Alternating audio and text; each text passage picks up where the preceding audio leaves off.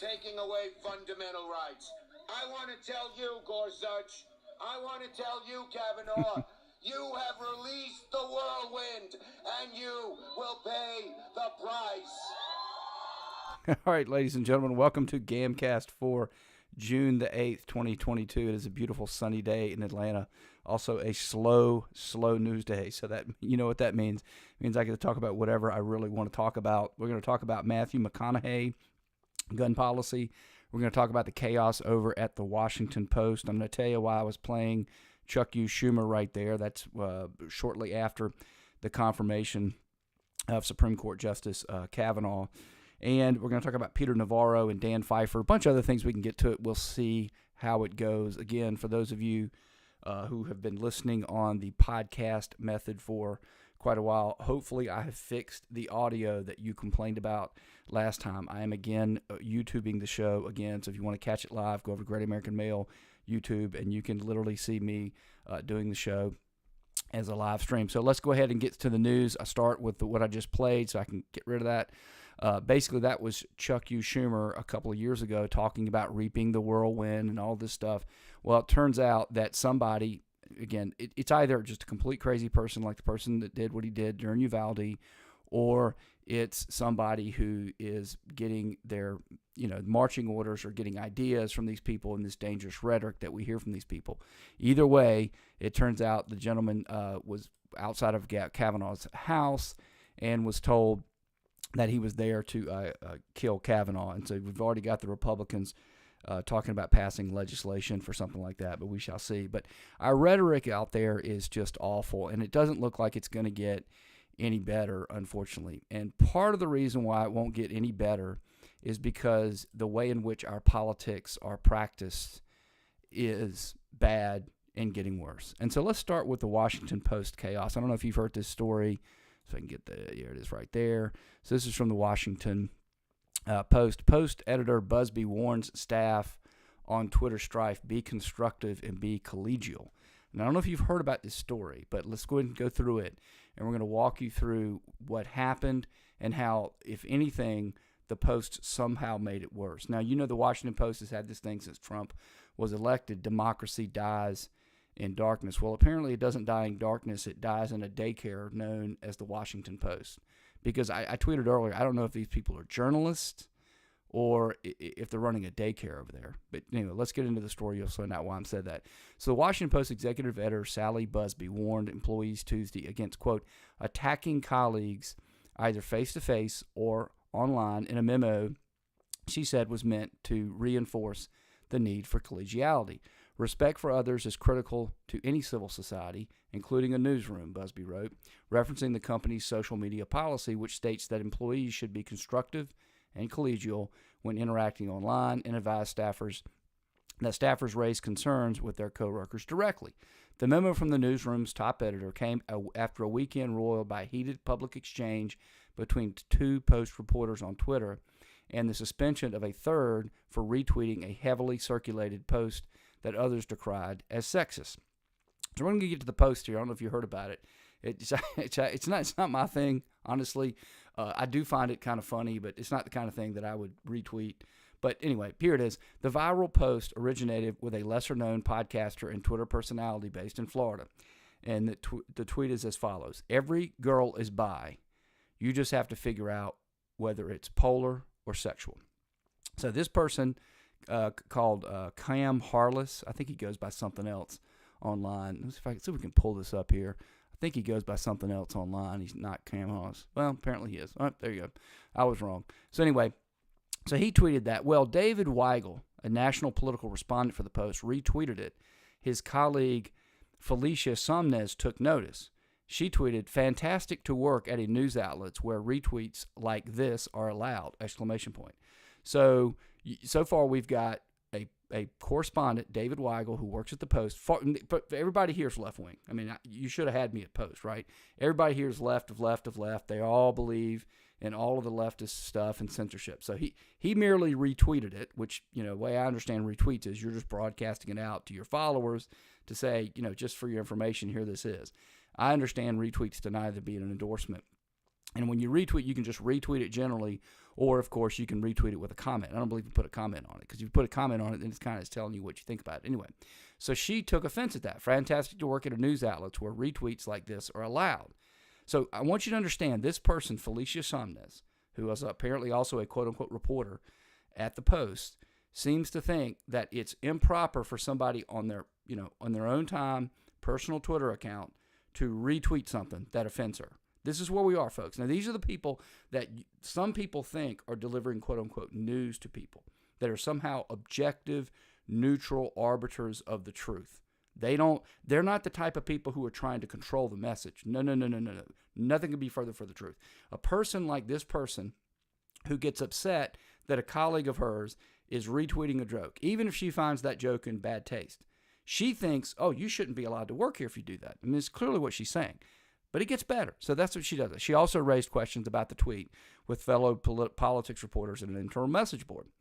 Weigel, the person who did it, who also works at the Post, deleted his retweet and apologized on Twitter for sharing what he said was an offensive joke.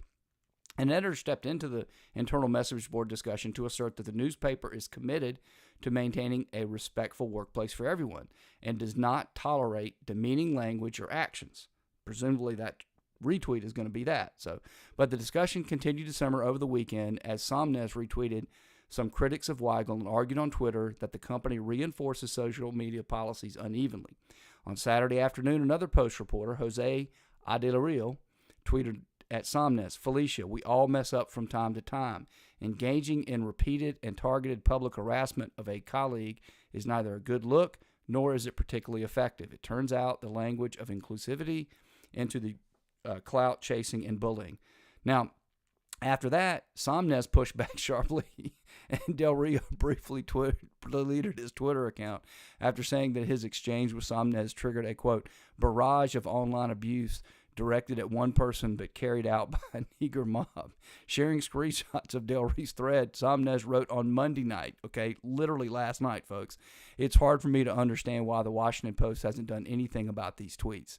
Right. Anyway, it goes on, and I'm not going to cover it because, again, it's not typically something I usually cover, right? But I wanted to cover it today just because, A, it's funny, and B, it just shows how childish and immature these people are. And I've been saying this ever since I started the podcast last August. I mean, it is just baffling to me to see these institutions like the Washington Post and the New York Times, and to some degree even CNNs of the world, just descend into idiocy and childishness. But they just keep doing it, right? And so I don't. Apparently, Dave Weigel's been suspended without pay for a month for something he retweeted, and they're basically saying be nice to each other. And apparently, it's gotten not good enough for the people at the Post, like Somnes. She's mad, so now she's going after another person who claims to be a person of color. It's just complete chaos over there.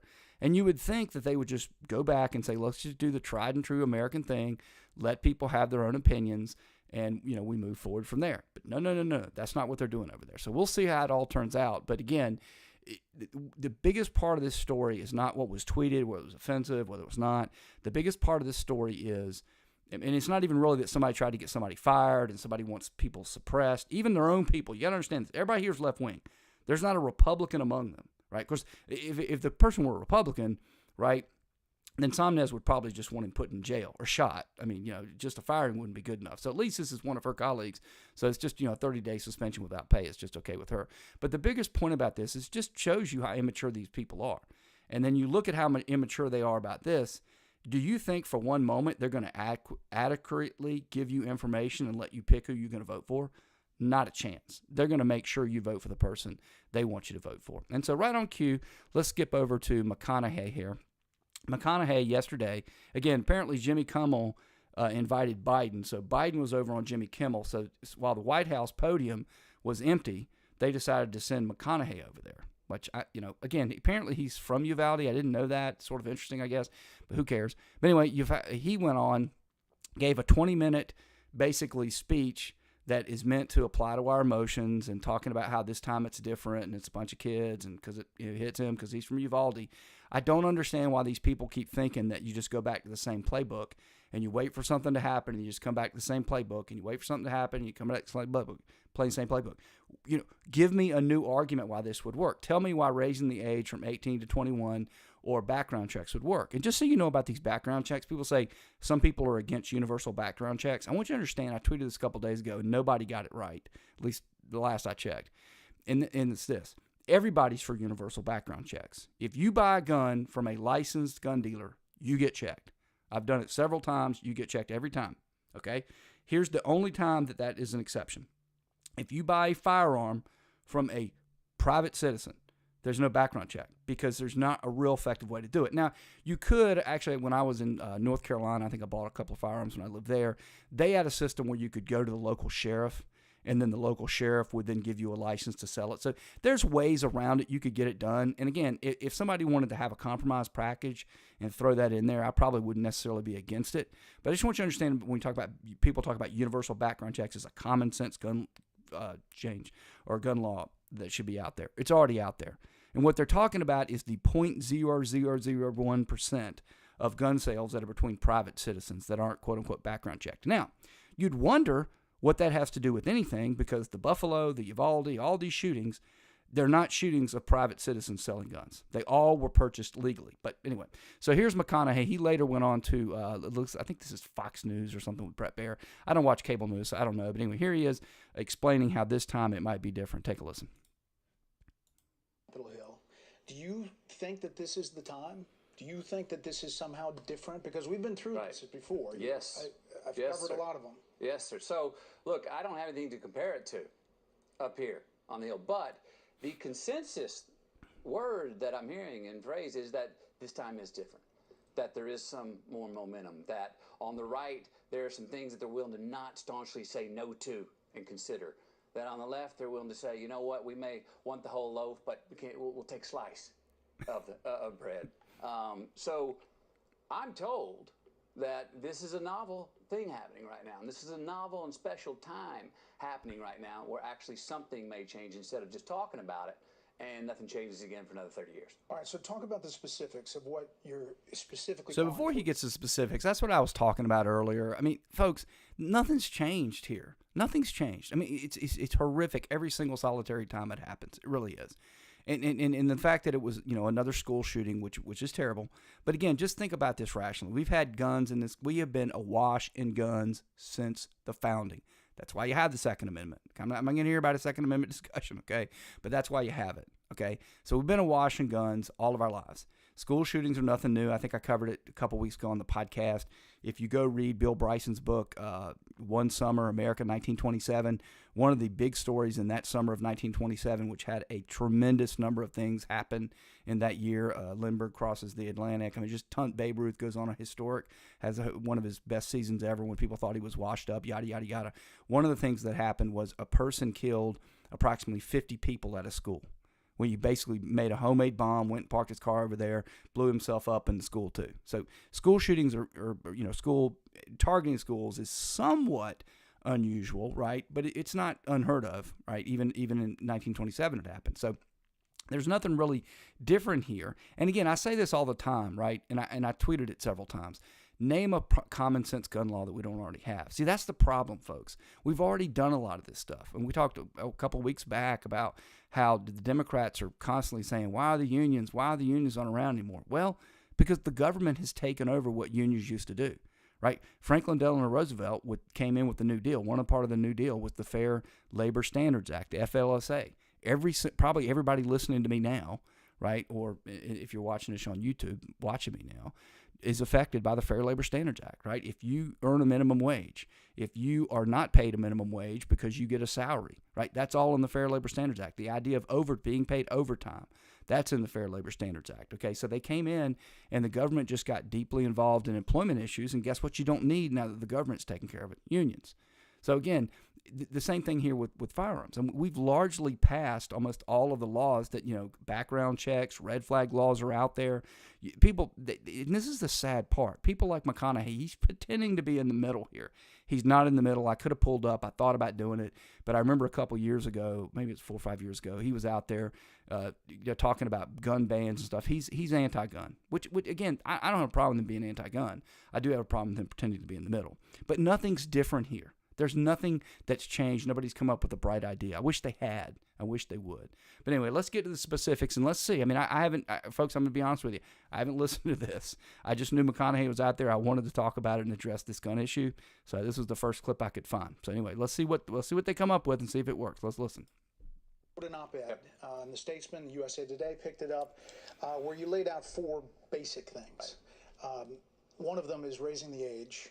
1821. For AR-15s. Yes, sir. And the like. Yes. And here's all right, let me tell you why that wouldn't work. Again, this is so, I can't remember what it was, but it was Connecticut, as I believe. A couple years ago, there was a shooting by someone, and he was underage. I don't even think he was 18. And oh shucks, come on, I lost we lost McConaughey here. It looks like. See if I can get him back. All right, anyway. So, the dangers of doing a live stream right there. I can't just stop it like I was able to do with when I was doing the podcasting. But anyway, we've lost McConaughey, but let's go ahead and debunk the first one, and we'll move on to some other things. So anyway, what I was saying is this person in Connecticut, he went in and he got, I think it was his mother or father's, and got their pistols or something. So, folks, raising it from 18 to 21 is neither common sense nor is it going to work. I don't necessarily have a huge dog in this fight since I'm nowhere near 21 anymore. But the idea that somehow is common sense or is going to help anything doesn't make sense. The other problem is you start in there saying, well, people can do certain things at 18. Well, they can join the Army, right, and go off and die for your country. You can vote. You can do all kinds of things at 18. The idea that you're somehow mature enough to do those things, but not buy a firearm doesn't make a lot of sense to me. Now, all that being said, again, I don't know what the other 3 he was going to come up with, but it's not going to be anything other than he's probably going to mention universal background check, which I've already debunked. He's probably going to talk about red flag laws. We already have them. New York just had a huge overhaul of their various gun laws, and we'll see if it works. I guarantee you it won't. And the main reason that it won't is that you're talking about a country that is awash in guns. I mean, they believe there are more guns in this country than there are people. And because there are more guns in this country than there are people, you're going to have access to them. And if you want to go take a look, you can look this up yourself. Go look at Australia. They did this a couple years ago. They did it the right way. They amended their constitution, said you no longer had a right to a firearm. They then had a gun buyback program, so they made you turn it in. They gave you fair compensation for it, and go see where their gun violence is. Okay, it's just not going to work. We'll see what happens. They're going to need to get 10 Republicans. Now, I can tell you there are a few Republicans out there that are talking about doing it, but we shall see what happens. But again, getting back to the theme of the day, I wanted to talk to you about. So part of the problem with our country right now, we see the chaos and the childishness over at the Washington Post. These are people that we expect to deliver information. Then you have an actor come onto the stage who really, he's not any more well-versed at gun law or gun policy or frankly any policy than anyone else. But all of a sudden, because he's on the scene, it's somehow supposed to improve, okay? I don't see that happening. Well, meanwhile, Dan Pfeiffer, who used to work in the Obama administration, he's out there. He's got a book he's hawking, okay? And he's going around talking about what's going on with the news industry, okay? And so here he is. He was on Morning Joe a couple of days ago talking about the problem that the country faces. Take a listen. Why can't we pass basic regulations to make these companies be more transparent about the algorithms that spread the lies on everything from COVID to January the 6th? Before he does that, I'm going to pull up my Constitution here. As you know, I have a pocket Constitution in front of me at all time. I'm just pulled here to page 21 of my pocket Constitution. If you're tuning in on the YouTube, there it is right here. I really do have it. You can see it's tabbed and all that stuff. So in case I got to pull something up, Congress shall make no law respecting an establishment of religion or prohibiting the free exercise thereof or abridging the freedom of speech or of the press. Or anyway, it goes on. So Joe, he used to be a congressman in Florida, if I recall correctly. There's something called the First Amendment, but he goes on. absolutely should be able to pass them. We actually have to pass them. I think these social media companies are in many ways the tobacco companies of this era. Okay, so social media, which is merely a platform. And again, just so we understand what we're talking about here, when you say social media and the platform, here's what they don't like. They like the old system where today, in fact, I was thinking about doing a video about how to do a podcast since I figured out how to do it, and now I'm trying to do a live stream, and I'm figuring that out as I go too. But just so you understand what they're mad about, if you back up and take it from 30,000 feet in the air, okay, here's what they're really ticked off about. They're ticked off that Dan Pfeiffer is able to go on Morning Joe. I don't know how many people watch Morning Joe, and I don't care. But they have a platform. They get up every morning. They do a show, right? Now, 30, 40, I'm not even 30, 40, probably 10 years ago. Man, I don't know when all this stuff hit. I don't even remember. I've lived through all of it. Let's just say 15 years, okay? Just to be safe. Let's do 20. Let's do 20 to be absolutely positively safe in what we're saying here. 20 years ago, you could not do what they do. Now I can. Now, I'm not suggesting I get as many people to tune into what I have to say as Joe Scarborough. That's not my point. Or CNN. Or Ben Shapiro. You know, God, I wish. But here's what I am saying. I'm able to, I literally clicked a button. I'm using software today. I'm using eCam software. I literally clicked a button, and now anybody who goes to my YouTube page, anybody who subscribes to the podcast later, it'll drop down about 20 minutes after I do this. I'll convert this into a WAV file, and you'll get it. That's what they don't like. They don't like the fact that people like me, and again, it's not me specifically, but it's Ben Shapiro, can come in and compete with them. They think you have to go through and go to the Washington Post or go to NBC, get a show if you want to have a reach. They don't like that. Now, I don't understand why they would care. As our friend Matt Taibbi says all the time, if they wanted more viewership, maybe they should suck less. They do suck, and that's kind of a problem. They're not entertaining, they're not informative, right? And nobody trusts them. So they could do that, but no. They want to stop it. They don't want you to be able to compete with them. And again, they go further and they say it's somehow dangerous. But anyway, just so we understand what he's talking about. So he continues. Exploiting loopholes in the law to deeply damage America. Okay, there is no, I'm sorry I keep doing this. There is no loophole in the law. Folks, as a trained lawyer, let me tell you what a loophole means. A loophole is the law. When somebody uses the term loophole, the tell is they don't like that law.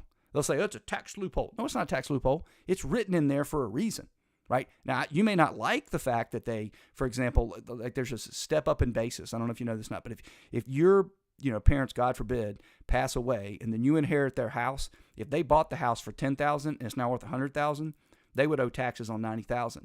Not you. The moment they pass into heaven, your basis becomes $100,000.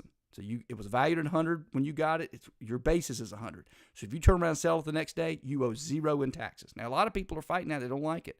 Or there's another one. If you have a piece of real estate, it's called a 1031 exchange in business, and you sell a building, and you go out with a certain time frame. And again, I'm not a tax lawyer, but it's either 3 months or 6 months. It may be a year, whatever it is. If you take that money and invest in a new building, the loophole, they came up with a law that lets you do that. Now, you may not like it. So when you hear people talk about loopholes, he's basically going, it's legal, but I don't like it.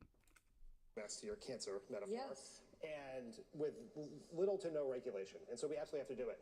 The reason that it is hard is it is right now not in the interest of a lot of Republicans to do it. If you go to Facebook on a daily basis, the posts with the most engagement are from Dan Shapiro, or Ben Shapiro, Dan Bongino, Candace Owens. It is right-wing content. It dwarfs progressive content. All right, now, folks, let's just use our common sense. He picked one medium. He picked Facebook. Now, why do they hate Facebook so much? Well, there's a lot of reasons. But the main reason they hate Facebook so much is that they don't dominate it. They dominate Twitter. They absolutely dominate it, right? So they're not actually they are. They don't like anybody being able to disagree with them. But that's why they pick Facebook, because Facebook has apparently a larger conservative audience than they do on the other platforms. Why else do they attack Facebook? Well, you heard him there, interactions. What does that mean? Interesting. And again, folks, I'm not even on Facebook. We're looking at doing it. We're going to try to do it. I'm being told that, you got to do live stream. You can't, the podcasting thing's too saturated. I'm being told, your voice is going to do best on Facebook. So I got to get on Facebook, but I'm not on Facebook. But I know enough to know that you have to friend somebody, just like on Twitter, or you have to subscribe. So they're saying, all right, so let me continue a little bit, and I'll come back and break this up. But it should be pretty simple to you. He's complaining about interactions. Why would there be less interactions on Facebook for Ben Shapiro in the New York Times. Take a look. Let's continue. Media content, which is actually should be the part that scares us the most, that Ben Shapiro's Daily Wire has more followers and engagement, many times more than the New York Times or CNN. That is a Now, there it is right there. I want to get to that. So he says, okay, Ben Shapiro, here's what I can tell you what this is. And it's interesting. The Times requires you to pay to get their stuff. If you've been listening to this podcast, a lot of you have from the beginning, I've complained about that ever since. I don't like people who won't just give me their content and do it through advertising, whatever. So they've got a pay model. I guarantee that a lot of people don't go over there and don't subscribe to them because they get very little content via the free stuff. Daily Wire has a bunch of things that are free. Number 2, he's talking about engagements, likes, dislikes, interacting. Nobody is probably interacting with the Times, right? Because they're not saying things that get people engaged. Their people tend to just take whatever the Times has. In other words, if you were to look at any conservative site, you're going to see more engagement than you would with your typical leftist site because they all operate in unison, right? How often do you hear about infighting in the Democrat Party? You almost never hear about it. How often do you hear about infighting in the Republican Party? Daily basis, 24/7, 365. Why? Because they have just a lot more interacting. That's the nature of the beast. And the final thing I'll leave you on this Facebook thing. If you look at all of the different interactions, right? And again, this is an easy tell. When you say, I want you to focus on this limited thing, and I want you to focus on this type of interaction. Why are you doing that? Dan, let's just step back. Let's look at the total media reach of left-wing sites. Let's look at the total media reach. Take 2. The total media reach of the left wing, the total media reach of the right wing. Now, you're going to sit here and tell me that the right wing is somehow dwarfing you? We all know that not to be true. All the alphabet networks, ABC, CBS, NBC, CNN, MSNBC, everybody. And they got Fox. And then way down there, they got Newsmax. So what they'll complain about, and I did this one time on the podcast, they'll complain that Fox has the top 10 shows. And then they'll ignore that CNN and MSNBC swap between the next 30 or 40. Then you get down to Newsmax. And they'll go, look at Fox. They've got all those big shows. I'm like, yeah, well, you add up all the viewers from those big shows, and then you add up all the other viewers from you, and then you add ABC, NBC, CBS, the alphabet networks, and you're basically getting equal or more content. But anyway, it's all a laughable suggestions. But the last thing he said is what should scare you is. Why should it scare me? Right? We just went over to the Washington Post. You're telling me I'm supposed to be scared? I'm supposed to be scared because Ben Shapiro gets more likes on Facebook than the New York Times or the Washington Post? Well, no, I'm not scared. I'm actually gratified by that. I'm glad that happens. I wish it would.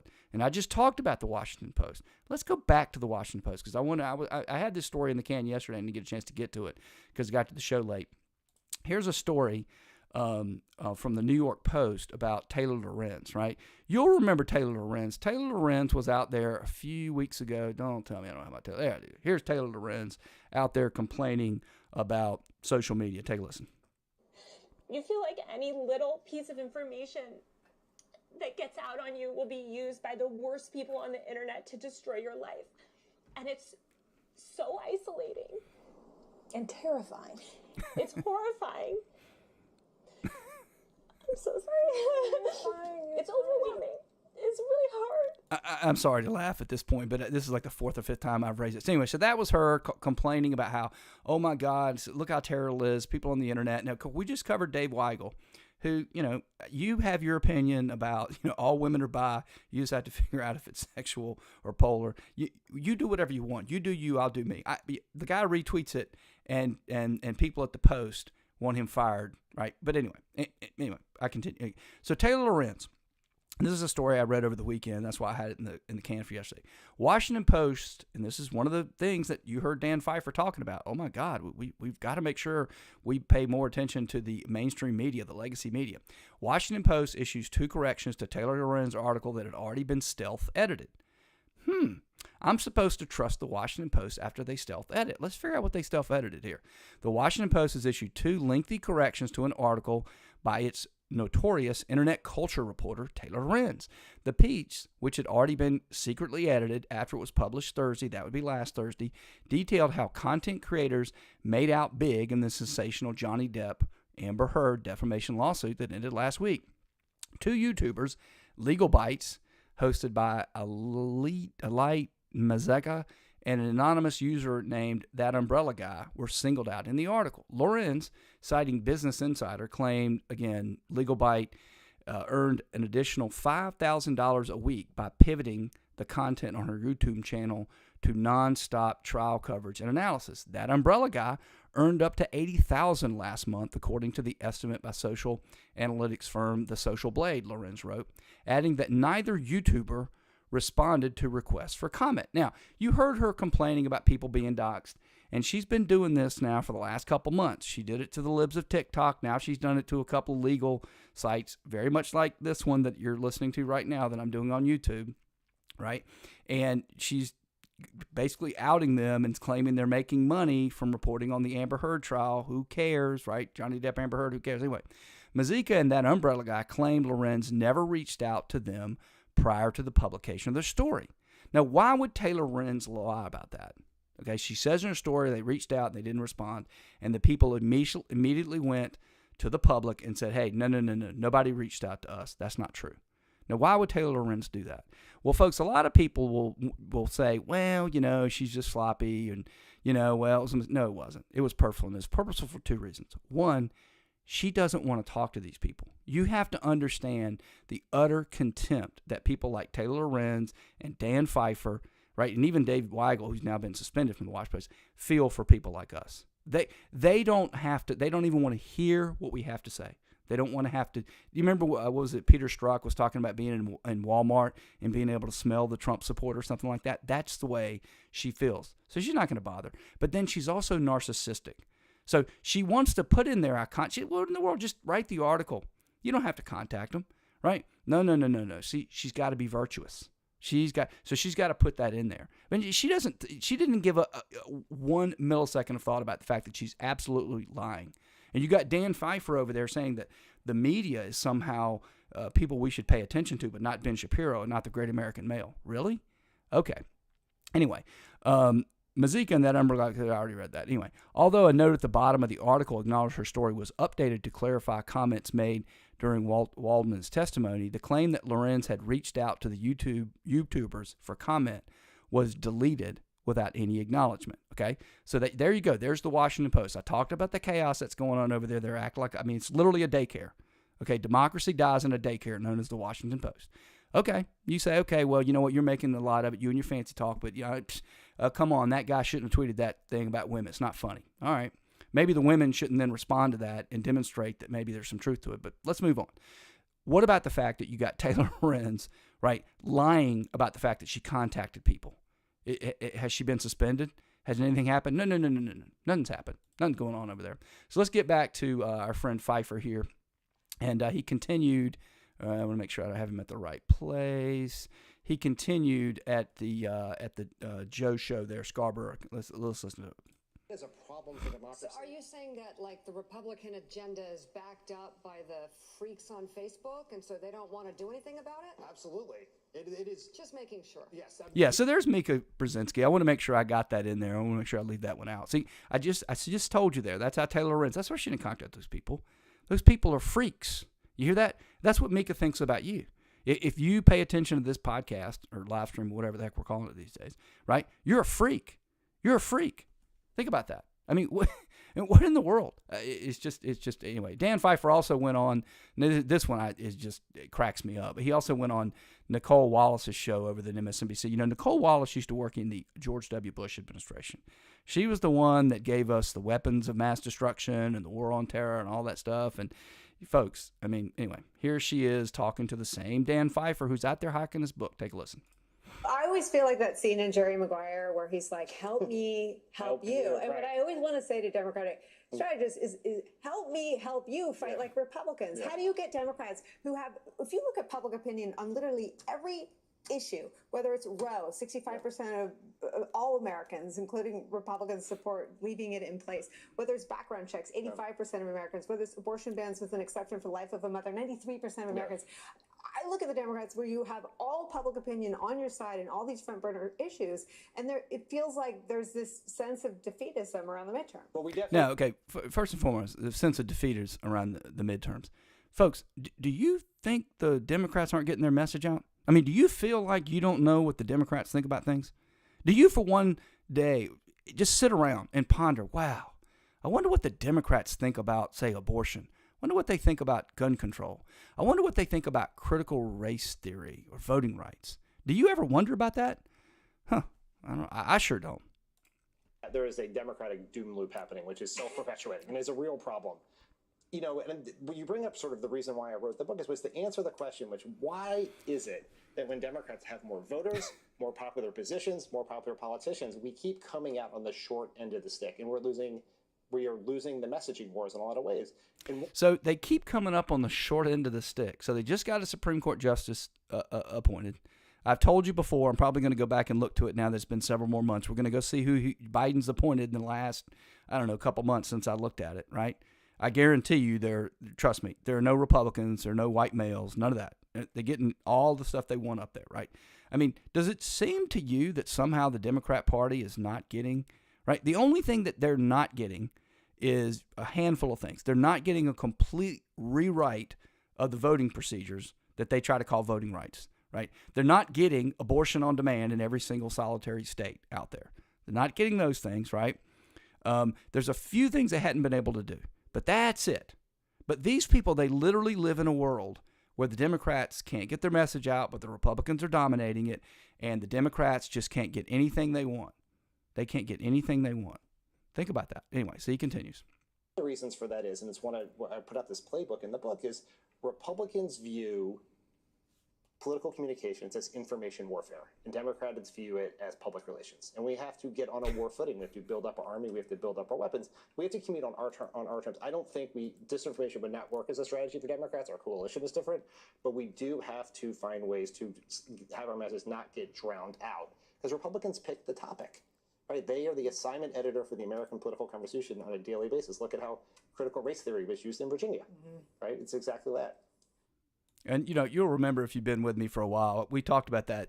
That literally was a theme for one of my shows for an entire week about how they pick the message, they control how it gets talked about, when it gets talked. Do you think we control the message? I mean, ask Dave Weigel over there at the Washington Post, who's sitting at home without any pay. See if he figures out who controls the messaging. And again, it's just pure gaslighting. And the communists are good at that. Don't hate the player, hate the game. They're very good at gaslighting people, and that's just all that is. And that's what his job is, to go around and basically make them feel like they're not getting what they want or anything like that. Again, so they talk about, it's public relations for them, it's welfare for us. So we covered Peter Navarro a couple days ago, as you know, and if you go to if you're listening to us on YouTube, we've got several videos up there about January 6th. We've got one about Navarro. I highly encourage you to listen to it. But anyway, he got basically arrested when he had said, I would volunteer. They arrest him. Then, just in case that's not enough, when they get him to court, they put him in leg chains, right? They put him in leg chains. They march him up to the judge. The judge basically admonishes him, saying, sir, you have the right to remain silent. You might want to exercise it, right? Anything you can and say will be used against you in a court of law, et cetera, et cetera. Well, Navarro was having none of it, as you know. I played on this show yesterday or the day before, I'm not sure. But we listened to him describe out there what had happened to him. And again, the Democrats, it's just public relations, according to Dan Pfeiffer, right? Just public relations. It's not warfare. Well, our friend Kyle Cheney over there on Twitter, he is a senior legal affairs reporter for Politico. You can see it highlighted there if you're watching. DOJ is asking Judge Mehta to quickly enter a protective order to guard against disclosure of evidence in Peter Navarro's case. They say his, quote, extrajudicial, unquote, statements to press and on Tucker Carlson's show reveal his intent to litigate his case through the media. Well, that's funny. I thought we just read the First Amendment that said Congress shall make no law. Yeah, Congress shall make no law respecting the establishment of religion or prohibiting the free exercise thereof or abridging the freedom of speech. I guess you could argue, well, this isn't really Congress, but the courts, believe me, have interpreted the First Amendment to mean the government. It's not just the Congress, right? So why are they asking to do this, right? Why can't he, quote unquote, litigate his case in the media? And again, just a reminder of what his case is. His case is he's in contempt. You understand what contempt is, right? You got a subpoena. It asks you to sit for a deposition, or in this case, give documents, or maybe both, probably both, right? And you declined to do that. And then you go to the court, you go, court, valid subpoena, I'm entitled to it. Now, you can raise defenses, privilege, overly broad. You can do a lot of that stuff if you want. And then eventually the judge says, yeah, it turns out, you know what, you're in contempt, right? So there's really not much to really talk about here. So why do they care if it's litigated, right? Not to mention the courts are public records, folks. You could, if you could get in there, you could go sit in and watch it. I'm sitting here in Atlanta, Georgia. I could go down Fulton County Superior Court. I can go down to the Northern District Court, watch anything I want. I'm not really sure what goes on. And again, this is another problem with our media. I don't know how old, let's see if it pulls up his picture here. Yeah, he looks like he's about in his 20s, maybe early 30s. But again, we talk about these reporters, and they're just babies. I mean, he reports this like this is somehow a normal thing for the government to try and do. So let's scroll down here. He says, DOJ says its full case against Navarro includes less than 100 documents. Okay, let's see what these documents are. They're really concerned that he's going to litigate in the court of public opinion. The grand jury info, okay, that might be able to be something that could be protected and maybe not do that. Witness interviews, Navarro emails to others, presumably select committee, law enforcement database info, phone, email subscriber info for and phone records. Doesn't sound like it's really dangerous stuff to me. Here's a quote. An order from this court, including a court limiting the Navarro's use of discovery only to the prep of his defense, is the means to ensure the Democrat cannot bolster his improper efforts to keep a running public commentary by publishing non-public materials. Okay, so again, they don't want what they're doing to be aired in public. But again, it's just public relations for the Democrats. It's not warfare. Sounds an awful lot like warfare to me, right? I mean, I just don't understand what's going on with this. But we'll see what happens with Navarro and the January 6th hearings. I purposely didn't go over a lot of January 6th stuff today. If you want to see some January 6th, I put another stream up last night. These are mainly for the people listening on the podcast, by the way. If you go up to our Great American Mail YouTube page, you'll see another January 6th. I'm going to try to put one up tonight if I can about Brandenburg versus Ohio and whether or not Trump can be held liable for incitement. If not, I'll get it up tomorrow before the hearings. Again, we're going to be live streaming the hearings on Thursday when they start. So there's kind of a slow news day out there, folks. Mainly, it looks like everybody's just concentrating on January 6th, so they're not putting a lot of stuff out there. So anyway, if you enjoyed this, subscribe, tell a friend, clip it, share it, and if you enjoyed the show, I hope you tune back in tomorrow.